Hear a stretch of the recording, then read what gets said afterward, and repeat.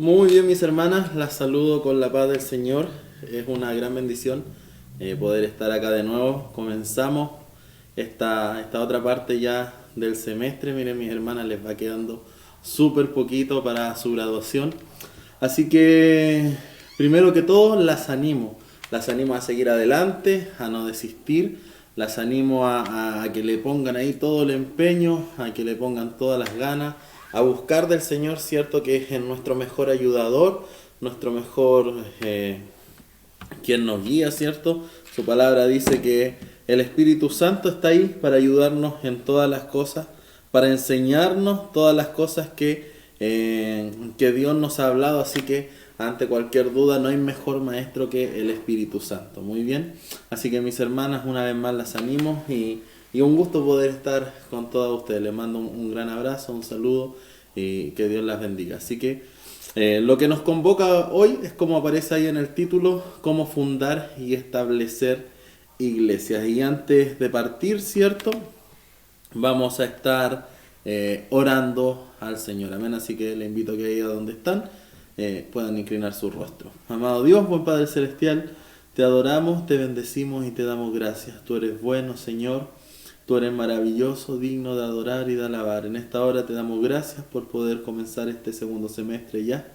Pido por cada una de mis hermanas, Dios, por mi vida, Dios, se bendiciéndonos, enseñándonos, que tu Espíritu Santo sea ministrando nuestro ser. Gracias, Dios mío, por todo, en el nombre de Jesús. Amén. Muy bien, entonces tienen esta materia de ahora, se llama cómo fundar y establecer iglesia. Y si ya lo leyeron, que me imagino que sí, ¿cierto? Si ya leyeron el manual de cómo fundar y establecer iglesias, se van a dar cuenta que es muy parecido a un estudio bíblico o para los que estamos más familiarizados, a una lección de escuela dominical. Es súper parecido. Tiene 12 lecciones al final de cada una de las lecciones, como le explicaba en el video de informativo. Cada una de las lecciones al final tiene unas preguntas, que esas preguntas van a servir de cuestionario. Recuerde, esas son las preguntas que usted me tiene que dar como el cuestionario, y aparte el trabajo que ya decíamos. Muy bien, mis hermanas, como les decía, este manual tiene 12 lecciones. No las vamos a ver todas por causa del tiempo, no quiero ahí aburrirlas hablando mucho, sino que hay unas 7 lecciones y hay 7 lecciones donde quiero rescatar unos puntos para que los podamos ver. Si usted se da cuenta, este manual tiene mucho de otras lecciones que ya hemos estudiado en SBI. Tiene mucho de misionología, tiene mucho de evangelismo y obra personal, tiene mucho de eso. Es como un conjunto de eso. Como le decía, es cómo fundar y establecer iglesia. Así que terminada esta clase, nos vamos a abrir iglesia ahí por cualquier lado. Amén. Muy bien. Las lecciones que vamos a ver son la lección número 1, que es la institución de la iglesia. La lección número 2, que es las bases bíblicas para establecer iglesia. De ahí nos saltamos a la lección número 4, que es iglesia, crecimiento y adoración. La lección número 7, iglesia, crecimiento y discipulado. La lección número 8, iglesia, crecimiento y servicio. La lección número 9, que es la estrategia local de multiplicación. Y la lección número 12, que es plantando iglesias saludables. ¿Sabes que esta materia tiene cosas bastante interesantes que muchas veces pasamos por alto, pero que son de gran importancia a la hora de expandir el reino de Dios? Y eso es lo primero que tenemos que entender cuando empezamos a estudiar cómo fundar y establecer iglesias. Es que nosotros no trabajamos para nosotros mismos, ni siquiera trabajamos para nuestra denominación personal, sino que nosotros trabajamos con el fin de expandir el reino de Dios. Ese es el gran propósito, es poder expandir el reino de Dios. Ahora, con esto no digo que usted no le debe lealtad a sus pastores, lealtad a su congregación, no estoy diciendo esto, sino todo lo contrario. Pero tenemos que entender que somos en general la iglesia de Cristo y que todos trabajamos con un mismo fin. Pentecostales, bautistas, asambleístas, renovados, los que son más antiguos, todos somos hijos de Dios, todos trabajamos para el reino de Dios, para la expansión de la obra. Así que no es que trabajemos para nuestra propia iglesia, no es que si ganamos a alguien, ese alguien tiene que ir solamente a nuestra iglesia. Si va a nuestra iglesia, gloria a Dios, pero si lo podemos encaminar a otro lugar, también es bastante bueno, y tenemos que entender eso. Trabajamos para el reino de Dios. Tenemos que tener esa mentalidad de reino, esa mentalidad de conquistar reino, no una mentalidad, cierto, de iglesia local solamente, sino que una mentalidad de reino, una mentalidad que nos permita trabajar también con otras denominaciones, que nos permita trabajar con otras iglesias. Eso es una mentalidad de reino, cuando entendemos que todos remamos para el mismo lado, ¿cierto? Cuando el apóstol Pablo estaba preso, dice por ahí que algunos predicaban el evangelio para causarle más dolor al apóstol Pablo. Otros predicaban ahí para competir con el apóstol. Y otros predicaban porque hacían causa común. Y el apóstol Pablo decía algo bastante interesante. Ya sea que por contienda o ya sea que para causar algún mal, lo importante es que el reino de Dios sea anunciado. Y eso es lo importante, es que el reino de Dios se expanda. Amén. Así que eso, le invito a tener mentalidad de reino. Partimos con la primera lección entonces, que se llama la institución de la iglesia. Mateo 28, del 18 al 20, un conocido texto bíblico, dice así: Jesús se acercó a ellos y les habló diciendo: toda autoridad me ha sido dada en el cielo y en la tierra. Por tanto, id y haced discípulos a todas las naciones, bautizándoles en nombre del Padre, del Hijo y del Espíritu Santo, y enseñándoles que guarden todas las cosas que os he mandado. Y aquí yo estoy con vosotros todos los días hasta el fin del mundo. Este texto es muy importante y tiene muchas cosas que son tremendamente relevantes, no solamente en esta lección, sino a lo largo de todas las lecciones y a lo largo de toda la vida cristiana. Así que es sumamente importante este texto, que no es una sugerencia de parte del Señor. Tenemos que entender que ir y hacer discípulos a todas las naciones es un mandato de parte del Señor, es un mandamiento. Por lo tanto, los mandamientos se obedecen y tenemos que entender que nosotros debemos ir y hacer discípulos. Y es muy importante eso, ir y hacer discípulos. No estamos llamados a ser evangélicos, a ser miembros, no, ir y hacer discípulos. Somos discípulos que hacen discípulos. El señor León Tolstoy decía: el único sentido en la vida consiste en ayudar a establecer el reino de Dios. Mire qué maravilloso y mire qué cosa más gloriosa. Somos nosotros partícipes y contados en el plan de Dios de poder establecer su reino. Mire, Dios nos ha considerado tanto que nos da esa tremenda oportunidad. Dice: el Nuevo Testamento se percibe clara la intención de nuestro Señor de perpetuar lo que Él había hecho con sus discípulos. Les encomendó una misión: seguir el legado que dejaba, y que aquella pequeña comunidad de creyentes se multiplicara y llegara a todos los rincones de la tierra. Es maravilloso, ciertamente, el ministerio de nuestro Señor Jesucristo, que entendemos que fue exitoso porque fue el ministerio que cumplió la voluntad del Señor, y finalmente eso es lo que hace de nuestra vida éxito, ¿cierto? Haciendo un poco paréntesis ahí, el éxito se basa en que hagamos la voluntad del Señor. Y claro, el Señor quería que ese pequeño grupo de cristianos, ese pequeño grupo de seguidores que Él había tenido, no se quedara solamente en eso, sino que se multiplicara. Ya lo dijo ahí en Juan 1, en Hechos 1:8, y me seréis testigo hasta los confines de la tierra. Así que todos los rincones de la tierra estaban en este maravilloso plan del Señor. Muy bien, hablando acerca de la gran comisión, el punto número 1 dice la encomienda de Jesús. Id, haced discípulos, bautizad, enseñad. Son mandamientos claros, directos. Y esto es lo que partíamos hablando. Esto no es que sea una sugerencia de parte de Jesús. No es que Dios le haya dicho, no sé si ustedes quieren, si a lo mejor les da ganas, si es que les da el tiempo, ¿cierto? No quiero ocupar su tiempo. Ustedes pueden ir y hacer discípulos y todo eso. No, Jesús les dijo, vayan, hagan discípulos, bauticen, enseñen. Y esto es tremendamente importante. Vayan, hagan discípulos, bauticen y enseñen. No se queda solamente en ir y predicar, no se queda solamente en ir y ganar a alguien para Jesús, sino que tenemos que dar un seguimiento ante esto. Ese es el mandato. Con respecto a ese mandato, Jesús no nos deja a la deriva tampoco, sino que nos da una promesa.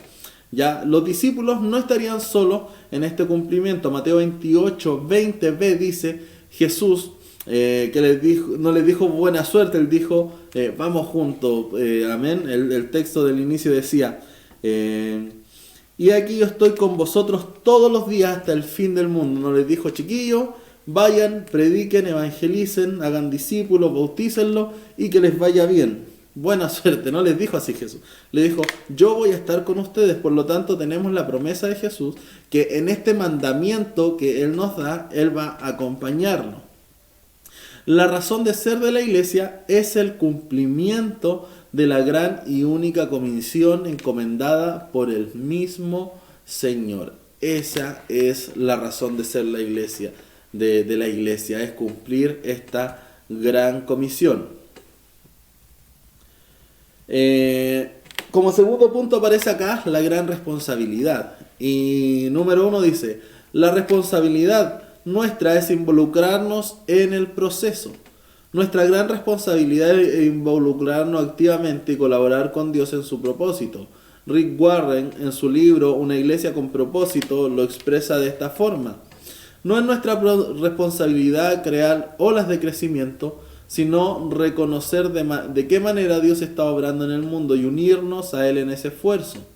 Cuanto más diestros nos volvemos en montar la ola del crecimiento, más olas nos manda Dios. ¿A qué se refiere? Que nuestra responsabilidad es poder involucrarnos en esta gran tarea. La palabra del Señor dice que Dios retarda su venida, no queriendo que nadie se pierda, sino que todos procedan, ¿cierto?, al arrepentimiento, por lo cual nosotros tenemos la responsabilidad de involucrarnos en este plan del Señor, de involucrarnos en eso de que mientras Él no viene, predicarle a todas las personas por decirlo de alguna manera, a todos los que se nos crucen, darle una palabra del Señor.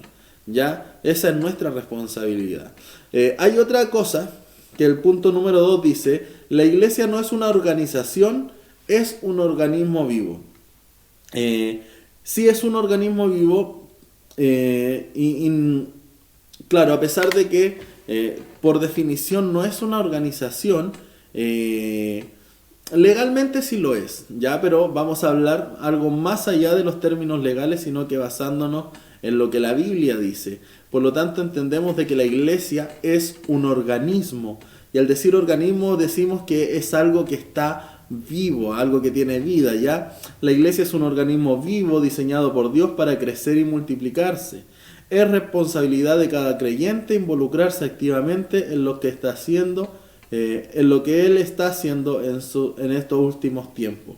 Muy bien, somos un organismo vivo. Como organismo vivo, la orden para nosotros es multiplicarnos. ¿Ya? Hay un dicho por ahí que dice oveja engendra oveja y da justo en el clavo. Muchas veces responsabilizamos a los pastores, ¿cierto?, de nuestras iglesias locales que no ganan almas, quizás, que no se preocupan de esto, pero esa es nuestra responsabilidad como ovejas del Señor, en realidad todos, pero en nuestras iglesias como ovejas del Señor somos nosotros los responsables de engendrar nuevos convertidos, nuevos creyentes, nuevos discípulos, ¿ya? Pero somos un organismo vivo y estamos diseñados de parte de Dios para multiplicarnos y crecer. Muy bien. En el punto que dice paradigmas modernos de la iglesia y crecimiento, en el punto número 2 dice, para cumplir la gran comisión no tenemos que copiar de otras iglesias. Y hay algo que tenemos que entender que aparecía tanto en misionología y aparecía en evangelismo y obra personal.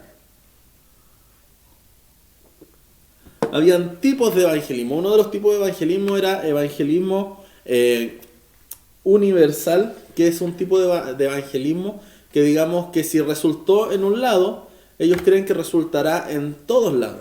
Y tenemos que entender que la cosa no funciona así. Ya no tenemos que copiar lo que otras personas están haciendo porque a ellos les estén dando resultados. Muchas veces miramos solo los resultados y no miramos el trabajo que han tenido detrás otras iglesias para obtener esos resultados. Y nosotros terminamos copiando la idea final y quedamos a medias porque nos falta todo el trabajo de detrás para llegar a esa idea final. Por lo tanto, no necesitamos copiar para cumplir la gran comisión lo que otras iglesias hacen, ¿ya? Lo que necesitamos es estar alineados con Dios para que Él direccione cuál es la estrategia que nosotros tenemos que usar para poder alcanzar a otros para Cristo. Esto sería el método único. Esto quiere decir que para ciertas culturas, para ciertas poblaciones, podríamos decir, se ocupa un método, para otros se ocupa otro, ¿cierto? Pero tenemos que estar alineados con la dirección de Dios, no estar copiando, sino y sacando modelos. A veces hay modelos bastante buenos, pero tenemos que entender eso, tenemos que entender el trabajo que hay detrás de esos modelos, tenemos que entender a dónde están enfocados esos modelos, tenemos que entender la cultura en la cual se desarrolla ese modelo, ¿ya? Así que por esto y muchas cosas más no necesitamos copiar nada de nadie, sino que necesitamos estar alineados con Dios para que Él nos indique cuál es el camino que debemos tomar en el tema de cumplir la gran comisión. Como conclusión de este tema número 1, hay una gran comisión que consiste en reproducir el legado del Señor y hacer lo que hizo la iglesia primigenia. Amén. Debemos copiar eso que hizo la iglesia primitiva de ir por todas partes, ¿cierto? Anunciando el Evangelio. La lección número 2 dice la base bíblica para establecer iglesias. Y Mateo 16:18 dice, yo también te digo que tú eres Pedro y sobre esta roca edificaré mi iglesia. El conocido texto ahí de la conversación de Jesús y Pedro. Muy bien, a modo de introducción dice, y seguimos un poco con lo mismo, sin necesidad de imitar paradigmas o importar estrategias, podemos claramente encontrar las bases bíblicas para establecer iglesias. El modelo a seguir es el que nos presenta la iglesia más exitosa de todos los tiempos, es decir,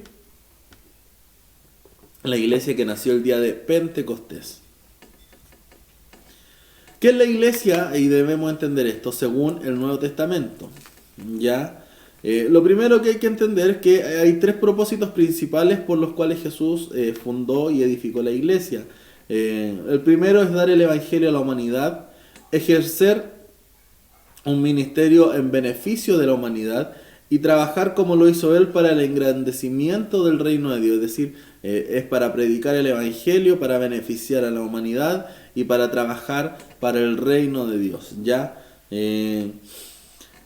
Con respecto a lo que significa iglesia, iglesia viene de una palabra griega, ya ahí lo van a encontrar en sus manuales, que es eclesia, ya, eclesia, que significa asamblea de los llamados o llamados juntos, convocados, y bíblicamente este término se aplica a todo el cuerpo de Cristo en una ciudad, una congregación, el cuerpo de creyentes en la tierra, Y los términos que ocupamos para definir a los integrantes de la iglesia, bueno, usted ya los conoce. Nosotros somos hermanos, somos creyentes, somos santos, y mire qué maravilloso, somos santos no porque no hayamos ganado el título finalmente, porque tengamos los méritos para ser santos. Somos santos porque en Jesucristo somos santificados, ya, porque somos apartados, llamados con un propósito. Esto significa ser santo, amén. Somos escogidos, somos discípulos, y aquí en discípulos quiero detenerme un par de segundos, ya. Cuando hablamos de discípulos, no estamos hablando de un simple alumno, ¿ya? No estamos hablando de alguien que va a asistir a una clase solamente. Discípulo, según el término bíblico, es aquel que dedica su vida a obedecer y a imitar a su maestro con el fin de ser como él. Por eso somos discípulos de Cristo, porque nosotros dedicamos nuestra vida a obedecer a Jesús, a imitar a Jesús y a ser como Jesús. Bueno, al menos así debería ser. Amén. Esto es lo que es ser discípulos. Y también cristianos. Somos cristianos puesto que nuestra fe gira alrededor de la persona de Cristo. Este concepto, y esta frase me gustó mucho, trasciende a las barreras denominacionales. No se refiere a pertenecer a una iglesia u organización determinada, se refiere al eje de nuestra fe, Cristo. El más alto ideal de un cristiano es ser como Cristo. Por lo tanto, si en algún lugar ponen más alto el letrero que a Cristo, ponen más alto a un grupo que a Cristo, ese lugar es el lugar equivocado. En cada iglesia alrededor del mundo, Jesús es el centro y ocupa el lugar más alto y de más grande honor dentro de la iglesia. Muy bien. Fundamentación bíblica de la misión de la iglesia. La iglesia tiene una misión prioritaria: predicar el evangelio, ¿ya? Y hacer discípulos. Muy bien, predicar el evangelio y hacer discípulos por todo el mundo. El establecimiento de iglesias y su posterior multiplicación forma parte de la misión de la iglesia. Los siguientes rasgos, y esto hay que poner atención, los siguientes rasgos deben estar presentes en nuestra iglesia. Estos fueron claves en el éxito de la iglesia del primer siglo y muestra cómo ellos cumplieron con la misión. Por lo tanto, estos rasgos que vamos a hablar aquí, que le voy a mencionar y que más adelante vamos a explicar un poquito algunos de ellos, son importantes que estén en cada una de nuestra iglesia, y así también cuando vayamos por ahí y Dios nos mande a fundar una iglesia, imagínese por allá, por tierras desconocidas, Dios nos comisiona y nos manda. Recuerde esta clase, recuerde que la iglesia que el Señor le mande a fundar debe tener estos rasgos.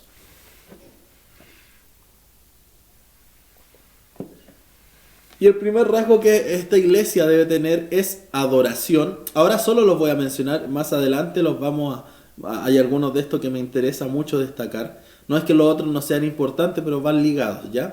Adoración, compañerismo, evangelismo, discipulado, servicio.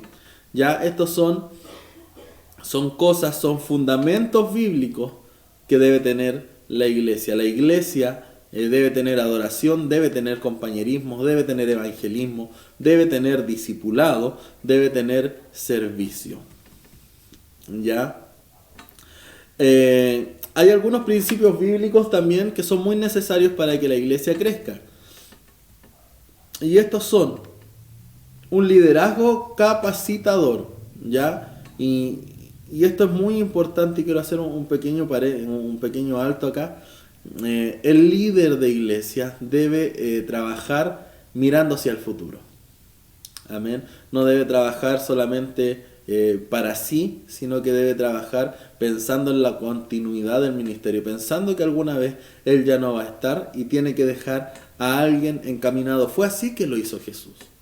Jesús sabía que no iba a estar para siempre en la tierra después, pero durante sus 3 años y medio de ministerio, él se dedicó a capacitar a sus discípulos para que ellos fueran y cumplieran esta gran comisión. Hay una frase que me gusta mucho que dice: Dios no llama a los capacitados, pero a los que llama, Él capacita. Y así como Él nos capacita, el líder también para que la iglesia crezca, para que la iglesia se perpetúe, ya el líder también debe capacitar a los que están a su cargo.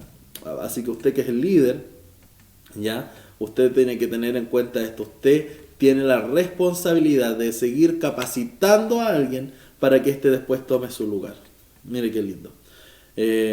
Muy bien, para que la iglesia crezca se necesitan en ella ministerios según sus dones, ¿cierto? Una espiritualidad ferviente, estructuras funcionales, no porque la iglesia, muchas veces se piensa que porque la iglesia es guiada por el Espíritu Santo, que así es, y por su palabra, esto va de la mano, la iglesia no tiene una estructura, y está muy mala y muy errónea esa idea. La iglesia necesita tener una estructura, la iglesia necesita tener una organización, la gente debe saber a quién poder dirigirse en caso de cualquier cosa dentro de una iglesia, así como en cada lugar, en cada empresa, en cada instituto, en cada trabajo, hay una estructura, ¿cierto? Por más desordenado que sea el lugar, por más desordenado que sea el trabajo, hay una estructura y hay alguien a quien dirigirse. La iglesia también necesita tener esta estructura, necesita tener de obreros también que estén ahí apoyando el trabajo de su pastor. No puede el pastor, como se dice por ahí, chutear el córner, después ir a cabecearlo y después bajar a atajar los goles del otro equipo. Así que necesita la iglesia tener una estructura, y esta estructura sea funcional. Un culto inspirador, células integrales. Nosotros personalmente en nuestra iglesia no trabajamos de esa manera, pero sí esto lo podemos hacer un paralelo en relación a los discipulados, grupos donde se enseñe de la palabra del Señor. Hay que hacer un evangelismo según las necesidades, y esto lo estudiábamos en misionología, que antes de ir y predicar necesitamos estudiar un poquito el terreno para saber qué es lo que la gente necesita. Porque, por ejemplo, no vamos a ir a un sector del barrio alto a predicar de que Jesús puede llevarse toda la pobreza, porque no es la necesidad que están pasando, ¿ya? Así que hay que saber más o menos cuál es la situación, poder hacer, como se llama ahí en marketing, un estudio de mercado para entender de qué manera poder evangelizar. Esto no está mal, hacerlo. Muchas veces caemos en la desorganización y hacemos todas las cosas según un método también que recuerdo que decía: Dios nos ayudará, y como Dios nos ayudará, hacemos todas las cosas desordenadas, y Dios no es un Dios desordenado, ¿ya?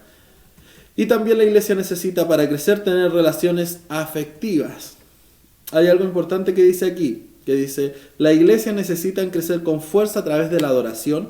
La iglesia necesita crecer en amor a través del compañerismo. La iglesia necesita crecer de tamaño a través del evangelismo. La iglesia necesita crecer en profundidad a través del discipulado, y la iglesia necesita crecer en amplitud a través del servicio. La iglesia necesita adoración, compañerismo, evangelismo, discipulado y servicio. Amén. Muy bien, seguimos adelante. Y nos vamos al punto número 4, que es crecimiento y adoración. Dice el texto de Hechos 22, del 41 al 47: así que a los que le recibieron su palabra fueron bautizados. Fueron añadidas en aquel día como 3,000 personas, y perseveraban en la doctrina de los apóstoles, en la comunión, en el partimiento del pan, en las oraciones. Entonces caía temor sobre toda persona, pues se hacían muchos milagros y señales por medio de los apóstoles. Y todos los que creían se reunían y tenían todas las cosas en común. Vendían sus posesiones y bienes y las repartían a todos, a cada uno según tenía necesidad. Ellos perseveraban unánimes en el templo día tras día, partiendo el pan casa por casa, participaban de la comida con alegría y con sencillez de corazón, alabando a Dios y teniendo favor de todo el pueblo, y el Señor añadía diariamente a su número a los que habían de ser salvos.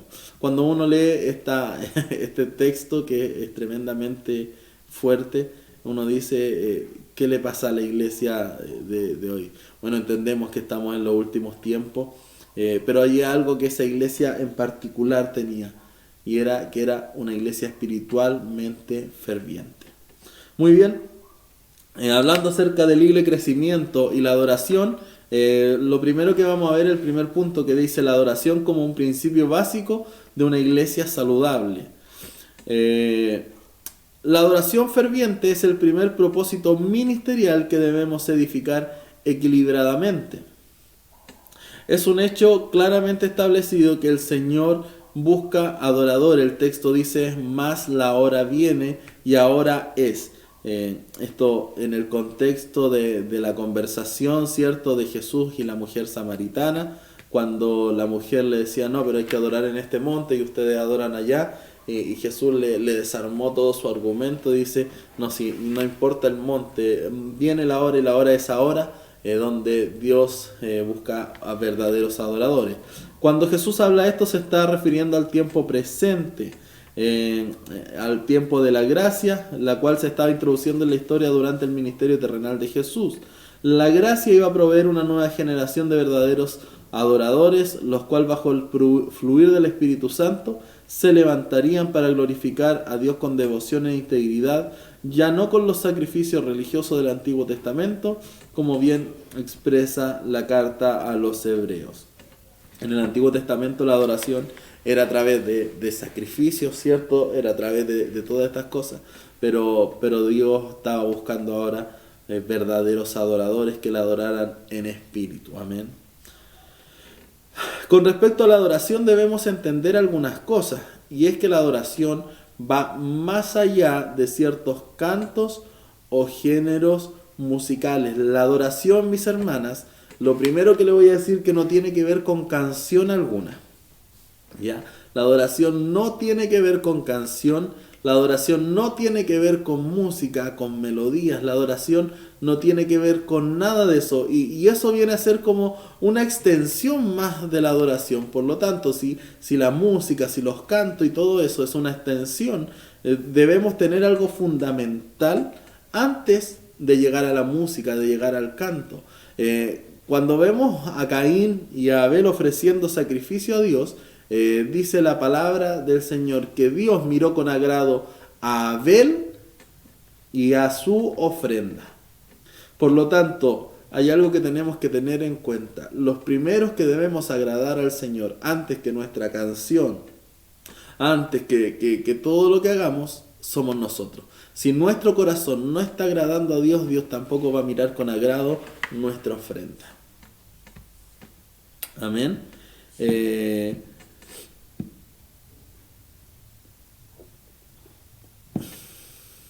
Algunos consideran que la alabanza es solo parte del culto a Dios, donde todos cantan con más alegría, ¿cierto? Las canciones rápidas son la alabanza, las lentas son la adoración, ¿cierto? Pero estos últimos tiempos, dice el texto, del Espíritu Santo ha traído sobre la iglesia una renovación poderosa de la administración delante del trono de la gracia. ¿Qué ha hecho esta administración en el Espíritu? Ha hecho que se transformen los limitados conceptos y también se consagre un estilo de vida de verdaderos adoradores a Dios. ¿Cómo se transforman estos conceptos? Es decir, que la adoración no es solo la música, y donde sale a relucir que la adoración a Dios es tener un estilo de vida consagrado a Dios, donde todo lo que yo hago es adoración al Señor, donde mi forma de comportarme en la vida glorifica al Señor. Hay un texto muy maravilloso de la Biblia que dice, en esto he glorificado mi Padre. ¿Ya? Cuando nosotros hacemos la voluntad de Dios, estamos adorando al Señor. Cuando nosotros hacemos bien las cosas, eso glorifica al Señor. Amén. Por lo tanto, debemos sacar ese concepto de que la adoración es solo música, y debemos entender que la adoración es un estilo de vida que glorifica al Señor. Es un estilo de vida, es en todo tiempo que el adorador está adorando al Señor. Y le repito, no es que en todo el día el adorador está cantando, sino que en todo tiempo, que el adorador está adorando al Señor con sus actitudes, con su vida, con todo lo que hace. Eso es adoración. Muy bien. Con respecto a la iglesia vamos a hablar un poquito, ya a un punto acá, implementar y levantar un ministerio de alabanza ungido. Eso es lo importante.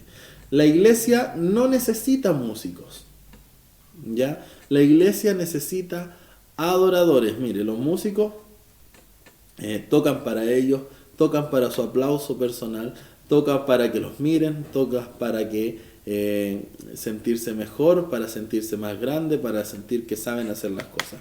Un adorador, todo lo que hace, lo hace para Dios. ¿Qué significa esto? Que la gente que es profesional en la música, que es más perfeccionista, no debe tocar. No significa esto. Debemos siempre buscar la excelencia, pues lo que estamos haciendo es para el Señor.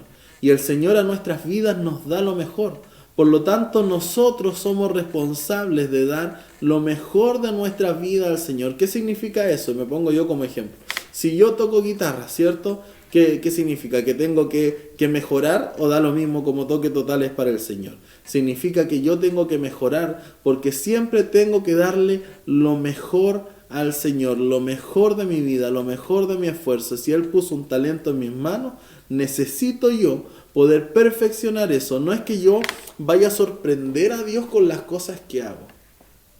No es que yo vaya a hacer una nota en la guitarra y el Señor va a quedar, ¡oh, qué linda le salió la nota! No se trata de eso. Se trata de que el Señor ve la intención de nuestro corazón, de querer hacer siempre lo mejor para Él. Es muy necesario que entendamos esto, que sea cual sea el área en el que estemos adorando al Señor, ya sea a través de un instrumento, ya sea a través de un servicio brindado en la iglesia, ya sea a través de limpiar el baño, ya sea a través de limpiar la iglesia, porque todo eso es adoración también, no es solo tocar, como les decía. Limpiar la iglesia es adoración, limpiar el baño es adoración, venir a participar de los beneficios, ¿cierto? Es adoración del Señor. Ofrecerse cuando hay que hermosear el templo es adoración del Señor. Y todo eso tiene que ser hecho con excelencia, pues es para quien nos da lo mejor y es para el mejor de todos. Por lo tanto, tenemos que dar lo mejor. Siempre buscando hacerlo mejor. No para nuestro aplauso, no para nuestra gloria, sino para el Señor. Amén.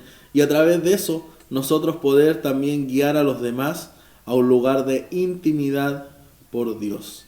Amén. A un lugar de intimidad con Dios. Amén. Así que, ¿qué es necesario en un grupo de alabanza, en una iglesia? Lo primero es que sea un grupo lleno de la presencia de Dios, sensible a la voz de Dios y que tenga en su corazón también esto de querer hacer lo mejor siempre para Dios. Pero es imprescindible que el corazón del grupo de alabanza sea un corazón humilde, un corazón que reconozca la grandeza del Señor, que es de Él que viene todo, que es Él quien hace todas las cosas.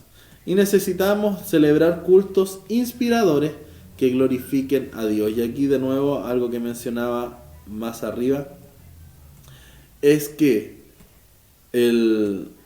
la era en la cual nosotros vivimos es una era que se centra en el hombre. Es una era que se centra en que el hombre es importante, donde todo gira en torno al hombre, donde todo es importante y el centro de todo es el hombre, donde muchas veces las alabanzas, incluso en nuestras iglesias, las alabanzas y las canciones que cantamos, en vez de ser canciones que glorifiquen a Dios, son canciones que glorifican al hombre, que pareciera que el hombre es el centro de esa alabanza, que el hombre es el centro de esa adoración, y no es así. Es Dios el centro de la alabanza, es Dios el centro de la adoración. Para Él cantamos, para Él ministramos, para Él adoramos, para Él nos quebrantamos, para Él nos perfeccionamos, para Él es todo.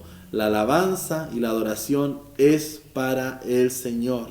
No es para hacernos sentir bien, no es para hacernos sentir cómodos, no es para hacernos sentir lindos, no es para hacernos sentir especiales, no, es para el Señor. Debemos entender eso, que la adoración es para el Señor, y nos sentimos bien cuando adoramos al Señor, porque obviamente cuando lo hacemos en espíritu y en verdad, Él derrama de su presencia, llena, transforma, ¿cierto? Se lleva la tristeza, se lleva el dolor, se lleva el pesar, se lleva todas las cosas, trae renuevo, trae restauración. Pero esto ocurre como resultado de una verdadera adoración al Señor.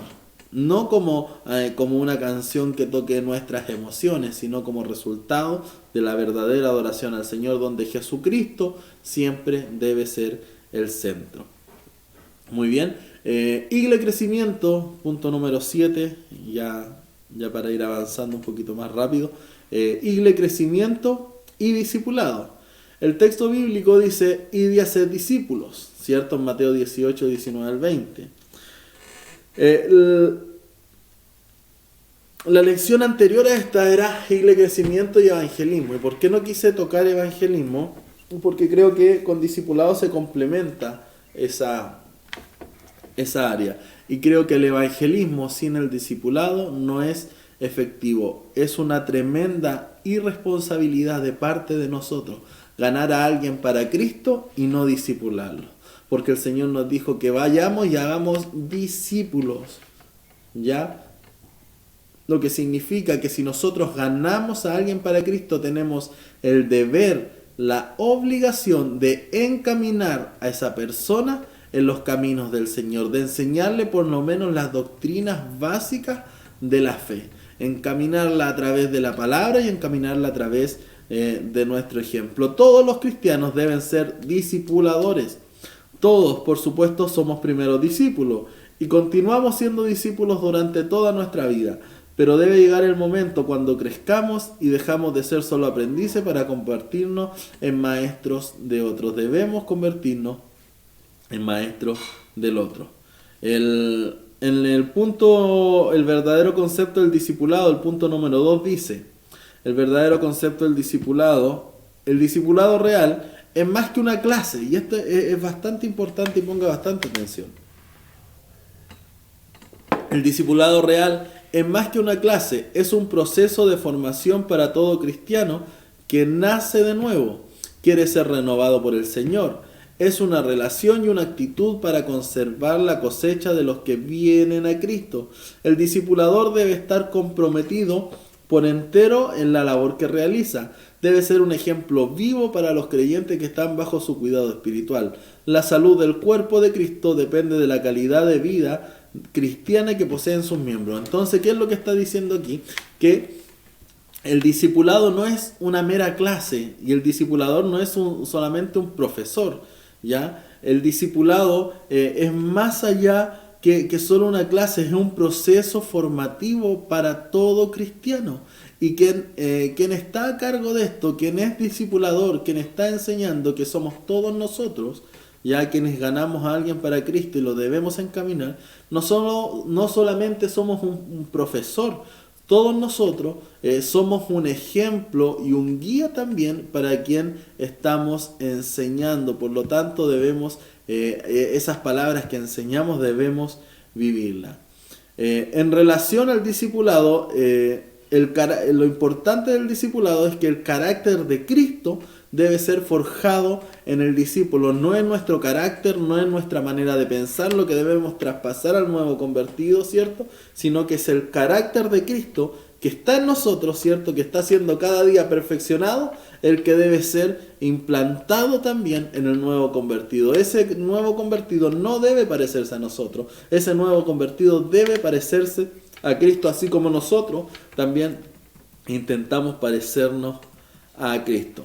Discipulado de otros, el punto número 3, y lo que dice ahí es importante, dice, todos los creyentes estamos llamados a reproducirnos, todos somos encargados de hacer discípulos. La palabra del Señor dice, vayan y hagan discípulos, no dice que algunos nomás son los encargados, todos debemos hacer discípulos, y repito esta idea. Si nosotros ganamos a alguien para Cristo, nosotros tenemos personalmente la responsabilidad de poder hacer que esa persona sea discipulada. Nosotros somos los primeros maestros de esa persona, somos nosotros los que ganamos a esa persona, somos nosotros los que debemos discipular a través de la palabra, a través de nuestro testimonio, de nuestro ejemplo, ¿ya? Así que no cometa esa irresponsabilidad de ganar a alguien para Cristo y dejarlo a la deriva. Debemos ganarlo para Cristo y enseñar. Muy bien. El proceso del discipulado, nombrando lo que aparece acá, es consolidar la seguridad de salvación, es decir, que el hombre conozca todos los aspectos de la salvación, formar, como ya decíamos, el carácter cristiano, enseñar la sana doctrina. Y con respecto a esto, para enseñar la sana doctrina tenemos que hacer lo que hasta ahora hemos estado haciendo, aprendiendo la sana doctrina. Y entrenar para la obra, el ministerio. La estrategia más efectiva en relación al discipulado, dice aquí que sin lugar a dudas cada lugar tiene sus características y lo que funciona en uno es ineficiente para otro, es lo que hablábamos delante. Por eso es imprescindible que se busque la más funcional para el contexto en que se aplica. Lo importante es aprovechar al máximo las posibilidades que nos brindan cada una de ellas. Debemos entender a quién estamos discipulando, debemos entender la forma que vive esa persona, debemos entender las cosas que tiene esa persona. Imagínense, por poner un ejemplo, hacemos discipulado a alguien y vamos a la casa y tristemente la persona es bastante pobre y no tiene mayores cosas. No tiene, no sé, un televisor de estos modernos, no tiene un computador, nada de eso, y nosotros vamos a dar la clase con un pendrive. Imagínense, ¿qué vamos a hacer ahí? ¿Ya? No están los recursos para poder hacer eso, por lo tanto, no es que el discípulo tenga que adaptarse al maestro, sino que el maestro debe adaptarse a la necesidad del discípulo. Esa es la mejor estrategia. No es que una estrategia sirva para todo, es cuando el maestro se adapta a las necesidades de sus discípulos para que todos ellos puedan llegar a conocer la palabra del Señor. Por lo tanto, nuevamente vamos a esa. Debemos estudiar a quién vamos a discipular. Si hemos ganado a Cristo, si hemos ganado a alguien para Cristo, debemos conocer a ese alguien para saber de qué forma discipularlo. Y llegamos al final de esta parte que dice la meta del discipulado. Formar en cada creyente la imagen de Cristo debe ser la meta suprema del discipulado. Que los creyentes muestren el fruto de la genuina conversión, que su carácter sea continuamente renovado y que este carácter se muestre a través del fruto del Espíritu, lo que aparece en Gálatas 5, 22 al 25, ¿cierto?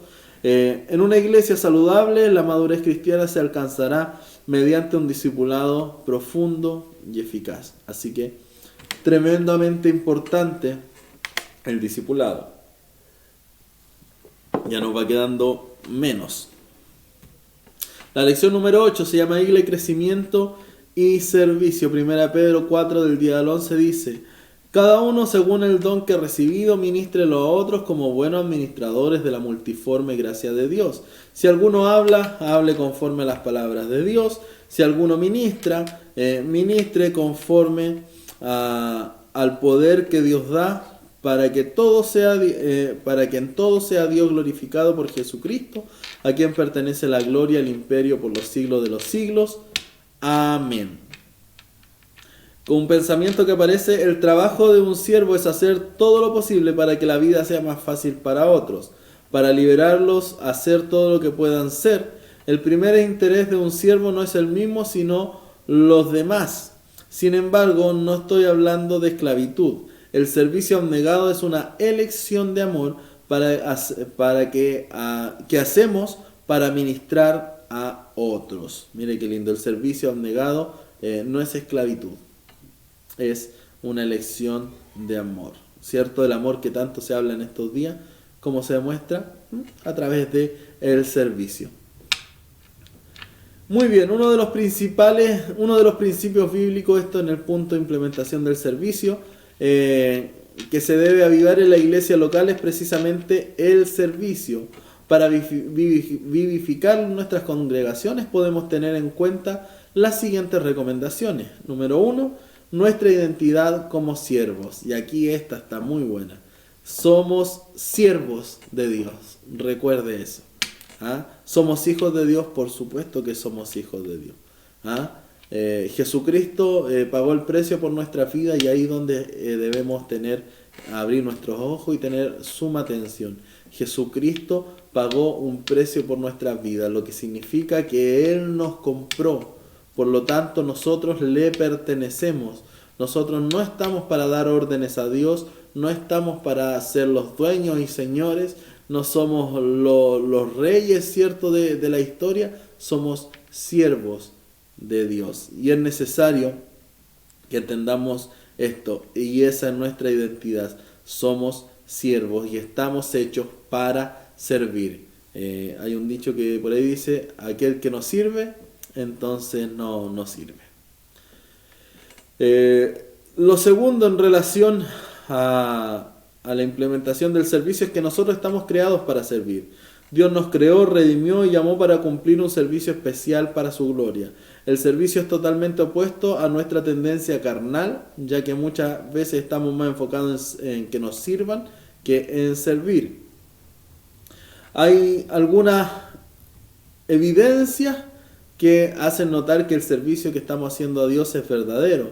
Y lo primero es que tenemos disponibilidad constante para el servicio, no solo en lo que nos gusta, sino que en todas las cosas siempre vamos a estar disponibles, siempre vamos a ser los primeros en decir acá, anóteme, yo quiero, yo participo, yo ayudo, amén. Estar pendientes de las necesidades. Cuando estamos pendientes de las necesidades, entonces ahí demostramos que nuestro servicio a Dios es verdadero. Hacemos lo mejor con lo que tenemos, no esperamos tener mejores cosas para poder hacer algo, sino que con lo que ya tenemos, con lo que ya contamos, hacemos algo, y no solo algo, sino que hacemos lo mejor. Manifiestan fidelidad ministerial, ¿ya? Son fieles al ministerio, son fieles a los trabajos a los cuales sus pastores le han encomendado en su iglesia, ¿ya? Cumpliendo absolutamente todas sus tareas sin desmayar. Su enfoque está en otros, en eso se muestra el amor y el servicio, ¿cierto? Donde el importante no soy yo, sino que es otro. No se piensa como dueño y no están pendientes de lo que hacen los demás. Yo cuando hay alguien con quien discuto por ahí jugando, de repente le digo, brilla con colores propios. O sea, brilla con luz propia, le digo. ¿Por qué? Porque hay muchos que están enfocados en brillar opacando a los demás. No, nosotros no debemos estar pendientes de lo que los demás hacen. Debemos estar preocupados de que nuestro trabajo lo estemos haciendo bien, no para ser mejores que nadie, sino porque a través de eso Dios es glorificado. Y lo último es que se ve el servicio como una oportunidad. Y quiero terminar esta parte diciendo que hay una genuina motivación del servicio cristiano. Y este es el amor. Así de simple. Si usted quiere demostrar ese amor de Dios que yo sé que hay en su vida, si yo sé que usted tiene amor del Señor, y si usted quiere demostrar ese amor del Señor, entonces sirva. Esa es la manera en que demostramos el amor al Señor. Como dice la conclusión, el servicio es una manifestación del amor de Dios. El servicio es una manifestación del amor de Dios en el reino. Mire qué bonito. Vamos a la lección número 9, ya estamos casi terminando. En la lección número 9 dice la estrategia local de la multiplicación. El texto dice, edificaré mi iglesia y las puertas del Hades no prevalecerán contra ella. Con respecto a esto, quiero hacer un alcance en el segundo punto que dice, Dios tiene una visión especial para cada iglesia, ¿ya? Por lo tanto, nuestro primer objetivo será descubrir esa visión para caminar en pos de ella con toda pasión. Nosotros como iglesia del Señor y como futuros fundadores de iglesia, ¿cierto? Nosotros no debemos implementar lo que otra iglesia implementó. Nosotros debemos estar atentos a lo que Dios dice, alineados con el Espíritu Santo, para que Él nos esté guiando y ministrando y diciendo cuál es la estrategia que nosotros debemos usar para poder guiar esta iglesia.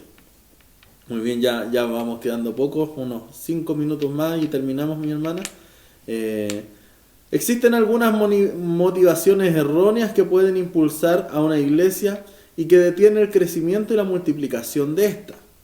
Cuando la iglesia no es movida por la visión de Dios, puede existir otra fuerza que la impulse, y en ocasiones esto detendrá su crecimiento de la forma saludable. Estas fuerzas motivadoras pueden ser, por ejemplo, tradiciones, la personalidad de algún líder influyente, las finanzas, los programas, acontecimientos o cualquier otra cosa. Hay algunos que están en la iglesia y que se dedican a esto por el tema de las finanzas, porque consideran que es algo económicamente provechoso y desde el punto de vista del trabajo, con muy poco trabajo.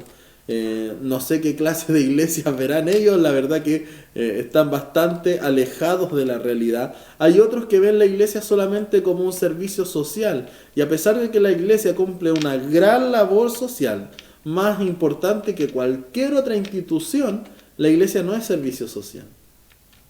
¿Ya? El servicio social es una parte de la iglesia, pero no lo es todo. La verdadera motivación está cuando seguimos el plan y el propósito de nuestro Señor. Muy bien, y ya vamos a la lección número 12 para terminar, que dice así: plantando iglesias saludables. El texto bíblico de Hechos 9:31 dice: entonces las iglesias tenían paz por toda Judea, Galilea y Samaria, y eran edificadas andando en el temor del Señor, y se acrecentaban fortalecidas por el Espíritu Santo. La iglesia es el agente de Dios en la tierra, el medio por el cual Él se expresa en el mundo. Dios no tiene ningún otro representante redentor en la tierra. Ya hay una estocada directa al papismo romano, ¿cierto? Dios no tiene ningún otro redentor. La iglesia es su representante. Fundar iglesias es una tarea loable en la que todas las congregaciones deberían estar involucradas. Esa es la gran responsabilidad, fundar iglesias, así como lo hacía el apóstol Pablo.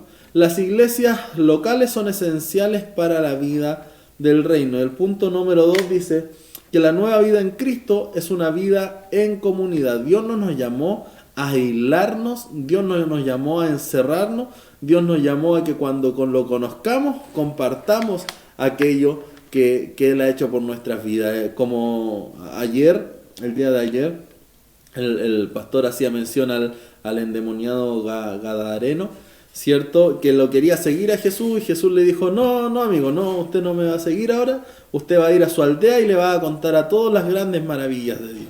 Y así es la cosa, no es que nosotros recibamos a Jesús y ahora nos encerremos para no contaminarnos con el mundo, no. Debemos involucrarnos con el mundo, estar ahí con los que sufren, con los que lloran, con los que la están pasando mal, con los que tienen mucho, con los que tienen poco, con los que son más débiles, con los que son más fuertes. Debemos estar con los peores, ¿cierto? Y debemos estar con los mejores, haciendo algo muy importante, haciendo brillar nuestra luz en medio de todo eso. Las iglesias locales, nuestra iglesia local, de cada uno de nosotros, representan a Dios en nuestra comunidad. Juan nos dice que el Verbo se hizo carne y habitó entre nosotros. El autor de la epístola a los Hebreos nos dice que cuando Dios quiso dar una palabra definitiva a la humanidad, envió a su Hijo. De manera similar, una iglesia local representa la presencia de Dios en la comunidad. La iglesia es una representación del reino en la comunidad. Por lo tanto, como iglesia, debemos estar dando un buen ejemplo. El modelo bíblico de fundar nuevas iglesias. Ya si miramos atentamente el Nuevo Testamento, encontraremos la clave del crecimiento y el impacto de la iglesia primitiva. Su enfoque no era crecer hacia adentro, sino hacia afuera, fundando congregaciones de cristianos en diversas localidades. Y cuando uno ve el libro de los Hechos y ve las iglesias, uno no ve las mega iglesias. Vemos que en cada comunidad, que en cada lugar donde ellos estaban, se fundaba una iglesia. ¿Y cómo era esta iglesia? Era la casa de alguno de los hermanos convertidos. Mire qué bonito. El modelo bíblico está basado en la fundación de nuevas iglesias. Pablo, más que un evangelista, era fundador de iglesias. El libro de los Hechos resalta de manera significativa el ministerio del apóstol y nos muestra que su ministerio consistía esencialmente en ganar almas y fundar iglesias. Ciertamente el apóstol se dedicó a esto. Él ganó almas, donde anduvo predicó, y así también discipuló, y así también fundó iglesia. Y allá hay un método que me encanta que apareció acá, que se llama el método de las 4 paredes. Normalmente, cuando la iglesia se nos hace pequeña, ¿qué hacemos? En nuestra cultura occidental, ¿cierto? Buscamos un lugar más grande. Y no es que esto esté mal, pero esto está bastante interesante. El método de las 4 paredes. ¿Qué quiere decir? Que el crecimiento de la iglesia primitiva fue impulsado por el método de las 4 paredes. ¿Qué quiere decir? Que cuando la iglesia alcanzaba cierto tamaño, se dividía naturalmente, no que peleaban y se dividían, sino que había una división natural, lo que daba lugar a más congregaciones.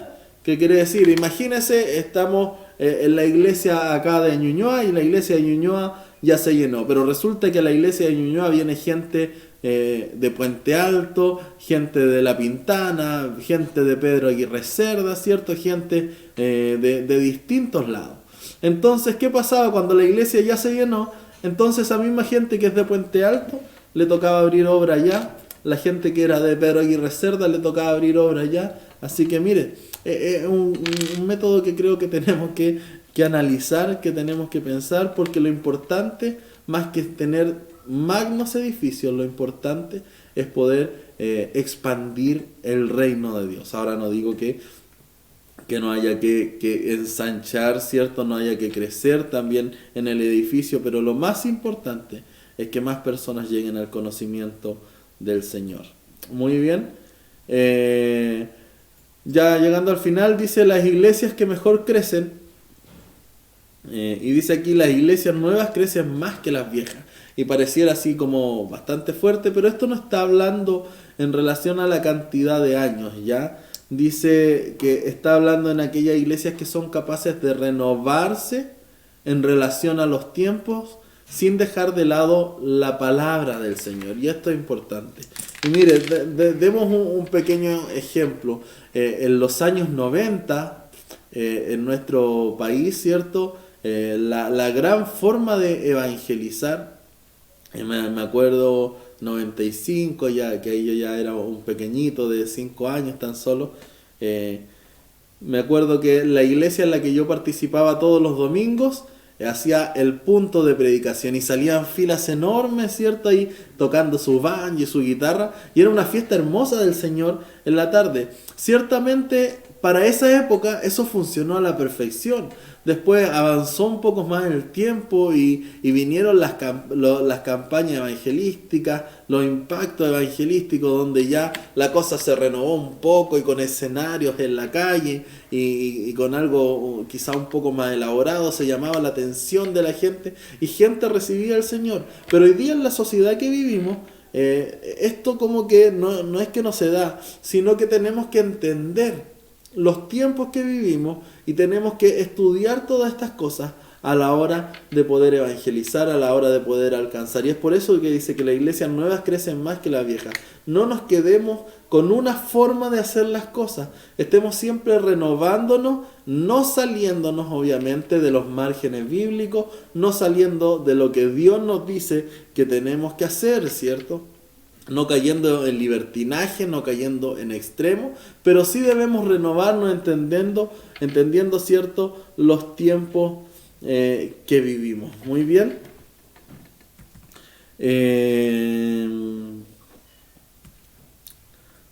Muy bien, mis hermanas. Como conclusión, queda claramente establecido que la misión primordial de la Iglesia es proclamar el Evangelio de Cristo a los perdidos y extender el reino de Dios. La única forma de hacerlo es a través de fundar iglesias en nuestras localidades y comunidades con el fin de que los creyentes puedan ser edificados en la fe y entrenados para el servicio. Es por eso que la salud espiritual de la iglesia repercute en la expansión, crecimiento y multiplicación. Muy bien, mis hermanas, que Dios les bendiga mucho. Ya saben ahí la fecha del Zoom para que nos estemos viendo, ¿cierto? Yo igual les voy a estar recordando un poco ahí. Que Dios les bendiga mucho. Cualquier duda la hacen ese día del Zoom. Ahora, si no se pueden conectar ese día, me pueden llamar por teléfono, me pueden enviar WhatsApp, y usted sabe ya. Así que eso, mis hermanas, que Dios les bendiga mucho, estudien harto, pidan ayuda a Dios y un gran abrazo. Ya nos veremos. Que Dios les bendiga.